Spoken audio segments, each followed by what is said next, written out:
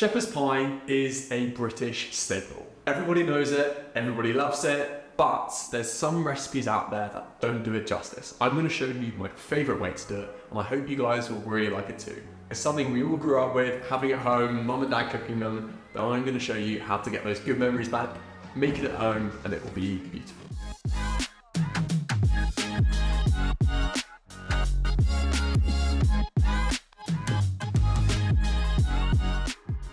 First thing we're going to prep is the lamb ragu.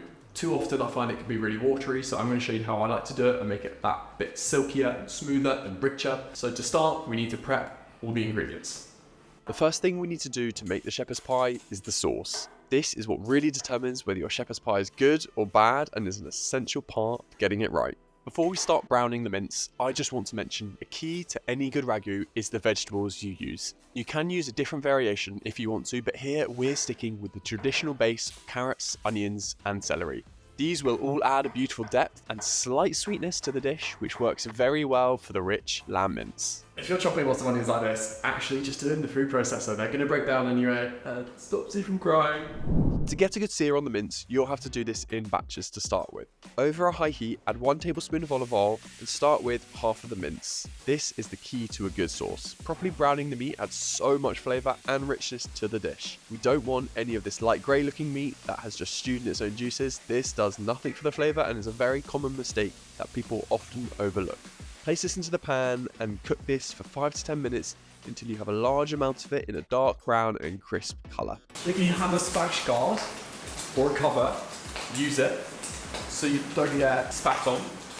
Lamb is very fatty, so it's going to spit a lot. You need a little bit careful. Raise this up with your spatula as you need, and then once this is cooked, remove this from the pan, do the other batch and then set aside. Moving on, turn down the heat of the pan to medium and then into the same pan add 2 finely chopped onions, 2 finely chopped carrots and 2 sticks of finely chopped celery. In my opinion, we want the vegetables to be as small as possible here to blend in with the meat sauce. Having large chunks of vegetables can be done and it is quite a traditional way of doing it. However, texture and overall taste is better in my opinion when the vegetables blend into the sauce well. Cook the vegetables for 10 minutes until starting to caramelize and fully softened. Once softened, grate in 4 cloves of garlic, add in 3 sprigs of finely chopped rosemary, 1 bunch of finely chopped thyme, season with salt and pepper, add 2 bay leaves, 1 heaped teaspoon of ground cumin, 1 stick of cinnamon, and then mix this all together and cook for a few more minutes over a medium heat to toast the spices and bring out all the flavours of the other herbs. After a few minutes, turn the heat to high, then pour in 1 large glass of red wine. Now, this step can be skipped if you don't drink alcohol, just add a splash of vinegar instead. Add in 8 dashes of Worcestershire sauce, 2 tablespoons of good quality tomato paste, then mix this together. Then add back in the brown lamb mince, mix together again, and then add in 1.5 tablespoons of corn flour. This is an essential part of creating a smooth and glossy sauce.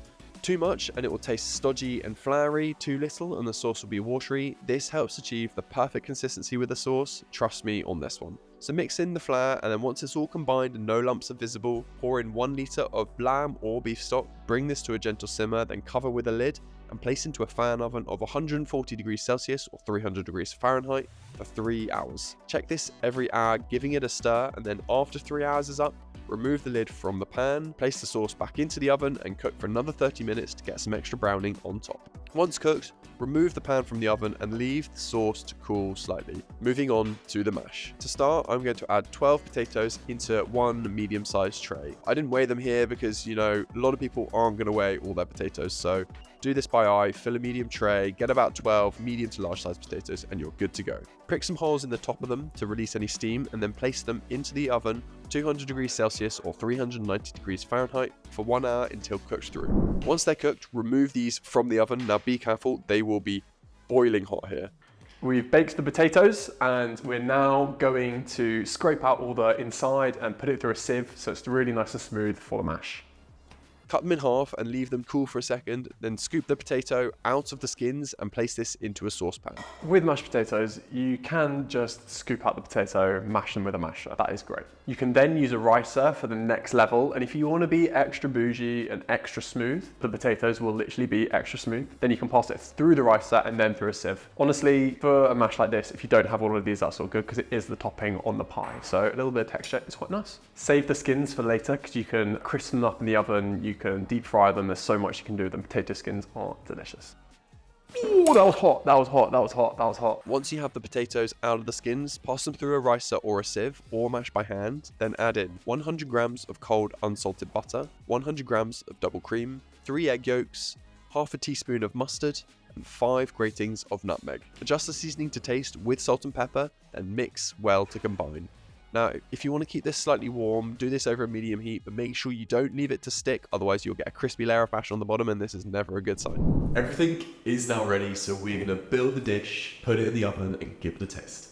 At this point, your sauce should be cooled, or it should have chilled in the fridge overnight, so we want to now build the shepherd's pie. Add in all of the lamb sauce into the bottom of a dish.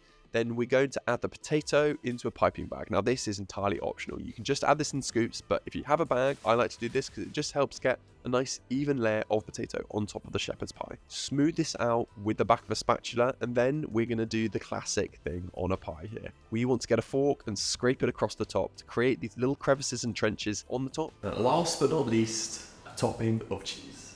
With some parmesan that we're now going to grate on, makes for a delicious, crispy topping on the pie. You don't have to do these steps with the cheese and the fork, but I would highly recommend them as you get a beautiful texture when you bring it out of the oven. To finish, we then place the shepherd's pie into a fan oven of 180 degrees Celsius or 355 degrees Fahrenheit and cook this for 30 to 40 minutes until golden on top and hot in the center. You can tell this is done by the bubbling around the edges. The sauce should be really hot. Remove this from the oven, then leave to cool for 15 minutes before cutting in and serving. To plate, it's as simple as this. Get a big scoop of the shepherd's pie, put it onto a plate and serve it with some buttery peas, and there we have it, a beautiful homemade shepherd's pie. This is my favorite way of making it, and I think you guys will absolutely love it too.